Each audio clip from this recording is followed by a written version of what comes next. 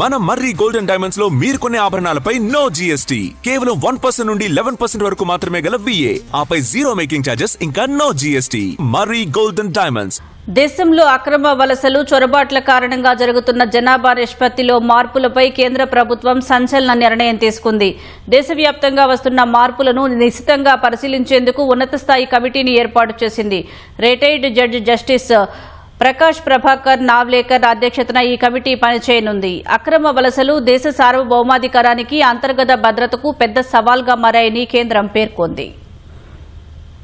గతేడాది స్వాతంత్ర దినోత్సవ ప్రసంగంలో ప్రధాని నరేంద్ర మోదీ ఇచ్చిన హామీ మేరకు జనాభా నిష్పత్తిలో మార్పులపై కేంద్ర ప్రభుత్వం ఉన్నత స్థాయి కమిటీని ఏర్పాటు చేసింది. రిటైర్డ్ న్యాయమూర్తి జస్టిస్ ప్రకాష్ ప్రభాకర్ నావ్లేకర్ సారథ్యంలో ఈ ఉన్నత స్థాయి కమిటీ పనిచేయనుంది. ఈ కమిటీలో దేశ జనగణన కమిషనర్ తో పాటు నిపుణులకు కేంద్రం స్థానం కల్పించింది. కేంద్ర హోంశాఖ జాయింట్ సెక్రటరీ ఈ కమిటీకి మెంబర్ సెక్రటరీగా వ్యవహరిస్తారు. దేశంలో చట్టవిరుద్దమైన వలసల వల్ల జరుగుతున్న జనాభా మార్పులు తీవ్రమైనవని కేంద్ర హోంమంత్రి అమిత్ షా ఎక్స్ వేదికగా ఆందోళన వ్యక్తం చేశారు. ఇవి దేశ సార్వభౌమత్వానికే కాకుండా జాతీయ భద్రత, అంతర్గత శాంతి భద్రతకు, గిరిజనుల ఉనికికి ముప్పుగా మారాయన్నారు. విభిన్న సామాజిక మత వర్గాల మధ్య అసాధారణంగా మారుతున్న జనాభా నిష్పత్తిని ఈ కమిటీ క్షుణ్ణంగా పరిశీలించి శాశ్వత పరిష్కారాలను ప్రభుత్వానికి సూచిస్తుందని స్పష్టం చేశారు.